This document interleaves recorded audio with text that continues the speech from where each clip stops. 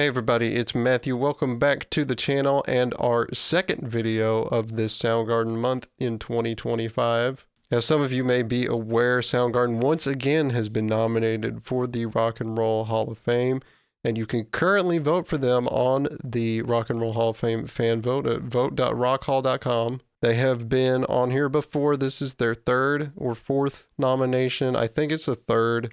I'm not entirely positive on the numbers, but we got to do our part this time and vote for the boys. Now, does the fan vote actually matter? Not a whole lot unless you get first place. From what I've seen, that's kind of what really matters. And they haven't done that so far. Soundgarden's been like in the 3 to 5 range every time. But they have been on there multiple times, which is very important to note this time around. Now, again, I still don't think the fan vote means very much. Now, the way they've done it now is they've made it a little bit harder for you to vote all the time, so we won't get some of the ridiculous numbers that people have tried to shove in before. So it might mean a little bit more this time around on a per vote basis. But at the end of the day, what really matters is what the Hall vote holders actually say. Those guys get to vote directly on who gets inducted based on the nominees, and what they do matters significantly more than anything that the fan vote has to offer. Of course, this being the band's third nomination, that does matter, and I think some of the voters are going to probably weigh that a little bit. If a band keeps appearing on the nominee list, their chances of actually getting through to an induction continue to go up. You know, because ones that were in front of them get out of the way. The number of times they've been on it means something, and that can stick out in the minds of the voters, and they're more likely to vote that artist in. At least I'm hoping that that's how it works. It would be really nice for this to finally freaking happen, you know, so we can show everybody that this band was really important and is really cool and really means something. And of course, we can celebrate the legacy of current and former members, and also celebrate Chris Cornell's legacy, which is crucially important in the world of rock music. And maybe this is also an opportunity to build bridges with certain situations. I'm not going to go into detail with that stuff. I think I already talked about that in another video in the past. Whatever. We're going to leave that. We're not going to talk about that, but those of you that are Soundgarden fans know what I mean. Anyway, but the important question is, why should the band get in? Because that's always the question. What has an artist done to warrant them having their name immortalized in a place like the Rock and Roll Hall of Fame? Let's go through it with Soundgarden. Obviously, the band was started in 1984 during the weird post-grunge movement that was going on in Seattle. Of course, later we know that to be grunge, but at its core, it was post-grunge. And the idea of a post-genre is that it has the core essence of that particular genre, but also likes to blend other things in, and that progresses the genre forward, hence the post-punk designation on what was going on. Now, grunge was really started by bands like the U-Men, because they started in 1981. They were super early to that. And the Melvins were 1983, although they weren't technically grunge. There were several bands that started in that 1983 kind of zone that were important for the future of grunge. And bands like Green River, of course, were also at around that time. And then Soundgarden came in 84. That was a little bit after, because some of the guys in the band, you know, Hero, Kim, and Chris had all bounced around. The interesting thing with them was that they were all in a cover band called the Shimps at the time, or at one point or another, that had a rotating roster of different players and singers in it. But it's important to note that they were a building block of the coming scene that was going to burst out past the underground and into a more mainstream area.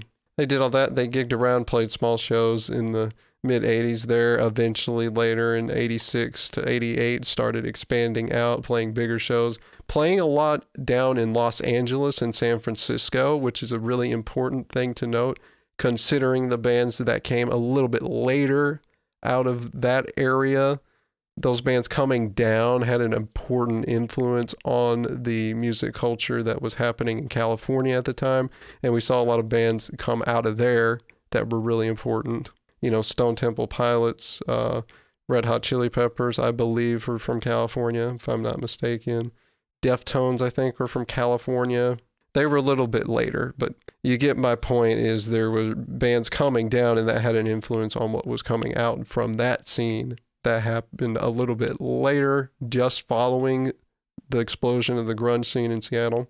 I think it's important to note that they were a band that had a hand in exploding that scene and also having an influence on scenes in other areas. Really big deal. Soundgarden was probably the band that most consistently went down to California to play shows there. So that's an important note there. And we also need to keep in mind the sphere of influence that they had within their own scene. Hanging out with all these bands, they were all friends with everybody from, they were friends with guys in Green River. Chris Cornell, lived with Mother Love Bone singer Andy Wood, and they would bounce stuff off each other all the time. They had important early influence on the Screaming Trees and probably other acts like Tad that were a little bit heavier. And since Nirvana came on a little bit after them, their direct influence is not as present there. But I do think that's important to note that Nirvana started about 3 years after Soundgarden did. I imagine there's kind of a friendly competition kind of thing there. Chris would often be seen wearing a Nirvana shirt sometimes in later years as well, which is really interesting. But then, of course, influence on Alice in Chains. Kim Thayil and Jerry Cantrell kind of had a friendly rivalry going on of who could write the best riffs at the time, and that was really funny because when It Ain't Like That came out, Kim noted that he felt like he wished he had written that riff himself because he thought it was so good. So you kind of had that dynamic going on. Now, even Jerry Cantrell lived with Chris Cornell and his wife at one point. So there's a very tight bond there. So that's an important thing to factor in there. And then, of course, their influence to Pearl Jam was very massive.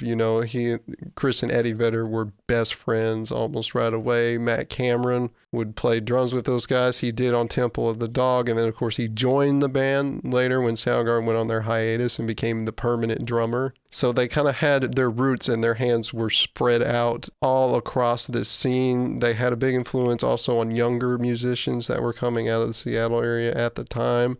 It's the reason why Ben Shepherd became their bass player was because he loved Soundgarden prior to actually joining the band when he was a teenager. So that's a big thing there. And then don't forget the significance of them being the first grunge band to sign to a major label with A&M. They signed in 1989. And of course, their next 4 albums would be released with A&M. And that's a really important thing. They did that, a full year before Nevermind even was starting to be worked on. And that's something that cannot be missed. And then, of course, they were invited on tours with other bands from down in California that were popular, like Guns N' Roses.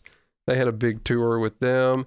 They went on tour with, I think they had a stint with Megadeth. I can't remember that for sure. But the point is, other big bands were also inviting them to come out on their tours. And so a lot of people were getting exposed to Soundgarden all the time. And of course, them being the first one to sign to a major label, soon other bands followed in their wake as they also became discovered to that extent. But it's important to note that Soundgarden gigged all over the place all the time, and their live gigs were really amazing at that time, and that's how they were able to attract the attention of a label like A&M, because they were down all over the place on the Pacific Coast touring, and they got noticed for it. But Soundgarden's one of those bands that kind of had a quiet sort of background influence, as the years went on. Obviously, Pearl Jam was active the whole time. Alice in Chains seemed to have a really big effect on more modern metal musicians and things. Their influence kind of seemed to, overshadow a little bit. And Soundgarden was super quiet in the background type of thing, but we can't deny the obvious influence that the band had from, the riff style. Obviously, Matt Cameron's influence in rock music because he's won multiple awards for his drumming. So people are aware of him. And of course, Chris Cornell's vocal talent and writing was a very important thing because the band sort of had a breakthrough moment. Because before, grunge was kind of this angry, angsty, sort of heavy thing. that was this weird in-between punk and metal type of sound, you know? And then, of course, when they did Super Unknown, they kind of turned all that around on its head and introduced like more folk style songwriting, you know, more complex melodies and things like that into a music that was known for its heaviness and its angst, you know, and sort of turned the tables on that. And of course, later you saw a lot of melodic rock songs being made in like the early to mid 2000s. So that's important to note, that kind of connection there. And of course, there's a lot of modern singers that would cite Chris Cornell as an influence. You know, you got guys like Brent Smith from Shinedown, Chris Daughtry. I think M. Shadows is very in that same vein, so I think he would be with that type. Although I think Lane Staley was more influential for him because, you know, he's been spotted with Alice in Chains merch and stuff like that, so that was a big deal for him. But I can imagine a guy like Chris Cornell would definitely be in the toolbox for him. And that's just, you know, the tip of a very large iceberg of singers that were probably influenced by Chris Cornell. And of course, his influence individually kind of goes out beyond the band, but you wouldn't have all of that if the band didn't happen first. So it's important to honor that kind of moment, you know. But I think just with their place in the grunge scene and how important that change to music was, I think that's enough for them to get into there, considering that they're considered part of the quote big four of grunge. So they probably kind of deserve it from that respect, as does Alice in Chains. Hopefully that will happen too. Did that already happen? Am I crazy? I don't remember.